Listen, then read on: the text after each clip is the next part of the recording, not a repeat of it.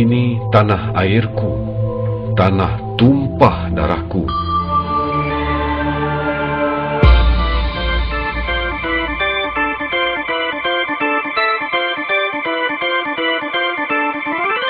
Akibat Alpa, tanah ini terjajah 446 tahun.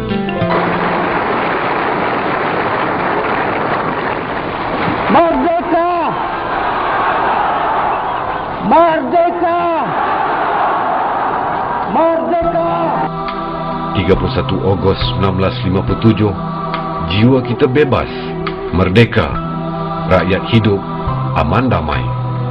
Namun, tanah ini pernah disirami darah pada 13 Mei 1969 kerana tekanan pelampau-pelampau Cina memperlekehkan anak watan.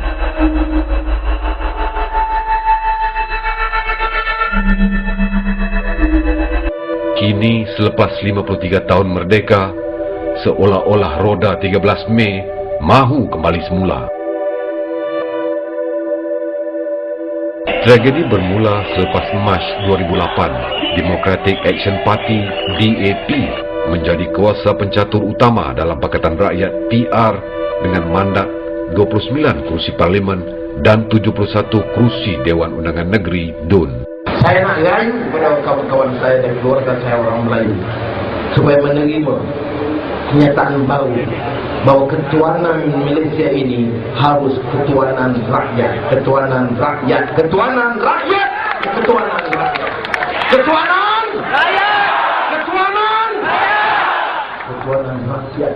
Ketua Pembangkang diberi kepada Parti Keadilan Rakyat (PKR), walaupun DAP mendapat mandat tertinggi dalam PR demi mencapai agendanya yang lebih besar, iaitu Malaysia. Adakah pemberian DAP itu ada udang di sebalik batu? Sekarang, mari kita lihat apa yang DAP lakukan di Perak, Selangor dan Pulau Pinang. Di Perak, institusi kesultanan dihina. Lim Kit Siang, penasihat DAP, mengarahkan semua ahli Dewan Undangan Negeri DAP memulau Majlis Pelantikan Menteri Besar yang diperkenan oleh Sultan. Buat pertama kali dalam sejarah, institusi kesultanan disaman oleh kapal Sing pengurusi DAP yang tidak berpuas hati dengan Sultan. Kerana tiada pilihan, akhirnya DAP bersetuju beri jawatan Menteri Besar boneka kepada Melayu berdasarkan Perjanjian Pangkor II. Namun begitu, DAP menguasai jawatan Speaker dan 6 orang Exco. Pemberian tanah 999 tahun kepada bukan Melayu ibarat memberi bulan dan bintang yang amat menguris perasaan dan sanubari orang Melayu.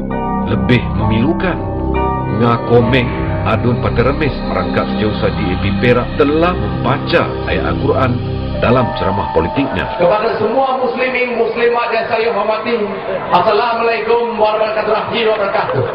Saya walaupun seorang Kristen, tapi saya hafal juga surah Aula ayat ke-90.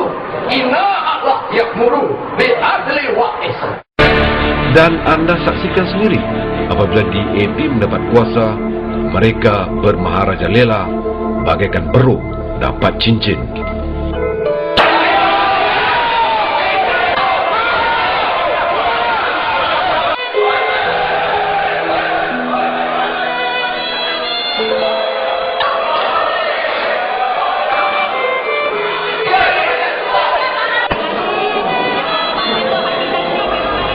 Di Selangor pula, DAP menjadi mastermind kerajaan negeri apabila diberi jawatan Speaker dan Exco kanan. Teng Cham Kim, Adun Sungai Pinang dilantik sebagai Speaker. Teresa Kok mengetuai portfolio pengurusi jawatan kuasa tetap, pelaburan, perindustrian dan perdagangan. Roni Liu pula portfolio pengurusi jawatan kuasa tetap, kerajaan tempatan, kajian dan penyelidikan. Dan Ian Leong Hian Wah, portfolio pengurusi jawatan kuasa tetap, kampung baru dan penyelesaian kilang haram. Malahan, Ketua Pegawai Eksekutif Pembananan Kemajuan Negeri Selangor (PKNS) diberi kepada bangsa Cina. Bayangkan, DAP berjaya memenangi pilihan raya ke-13. Apakah Ketua Pegawai Eksekutif Petronas, TNB dan Telekom masih dipegang Melayu? Sebaik sahaja memenangi pilihan raya ke-12.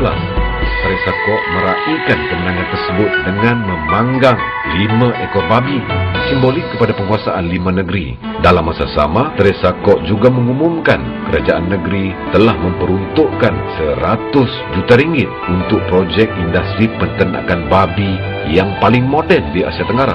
Ronnie Liu memperlekehkan enakmen jenayah syariah Selangor 1995 berkaitan penjualan minuman keras.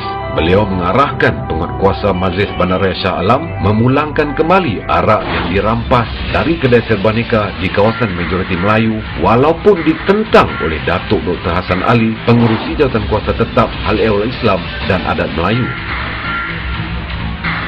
Supaya kontroversi semua ini tidak berulang sehingga meresahkan masyarakat Islam di sini. PAS Selangor turut menggesa agar pemegang portfolio pengurusi jawatan kuasa tetap kerajaan tempatan dikaji semula berikutan dengan rentetan beberapa peristiwa sebelum ini. Sebilangan besar wakil-wakil rakyat DAP beragama Kristian, misalnya Teresa Kok, Adon Kinrara dan Teo Ni Ching, ahli Parlimen Sedang. Teresa Kok mengunjungi masjid dengan berpakaian skirt pendek semasa majlis berbuka puasa di Surau As-Saadah Ceras. Ahli Parlimen Sedang Teo Ni Ching pula telah memberi tazkirah di Surau Al-Huda Kajang Sentral tanpa berpakaian untuk aurat sepenuhnya. Selain simbol-simbol Islam dicemari oleh DAP, mereka juga turut mempertikaikan seruan azan. Seramai 189 penduduk bukan Melayu telah menghantar petisyen mendesak masjid-masjid di Selangor memperlahankan laungan azan. Jawatan kuasa rumah ibadat yang sebelum ini dipegang oleh orang beragama Islam telah diberikan kepada Teresa Kok, Ronnie Liu dan Dr. Xavier Jayakumar.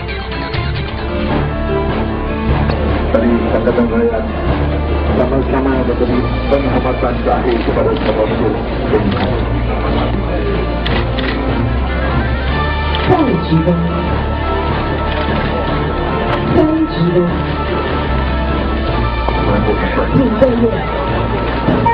Mereka memansuhkan peraturan sedia ada yang menghadkan saiz rumah ibadat serta menambah peruntukan daripada 3 juta ringgit kepada 8 juta ringgit dalam bajet kerajaan negeri.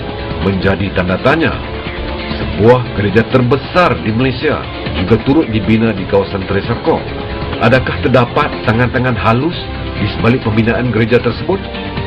Selepas 2 tahun pemerintahan DAP, rumah-rumah urut dan pelacuran meningkat sebanyak 70%. Pekerja-pekerjanya adalah warga negara Cina yang bekerja secara haram. Ronnie Liu didapati menyalahgunakan kepala surat kerajaan negeri untuk memberi kelulusan kegiatan pelacuran dan rumah urut.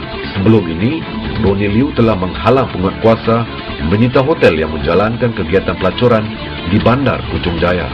DAP telah menunjukkan belangnya yang sebenar dengan menguasai jawatan Ketua Menteri dan 8 orang exco, manakala PKR 3 dan PAS tiada apa-apa jawatan. Sebaik sahaja dilantik sebagai Ketua Menteri, Lim Buan Eng dengan angkuh berkata beliau akan memansuhkan Dasar Ekonomi Baru DEB di Pulau Pinang. Beliau turut membawa ayahnya Lim Kit Siang, penasihat DAP ke Menara Komta Pulau Pinang untuk menunjukkan kejayaan DAP menakluk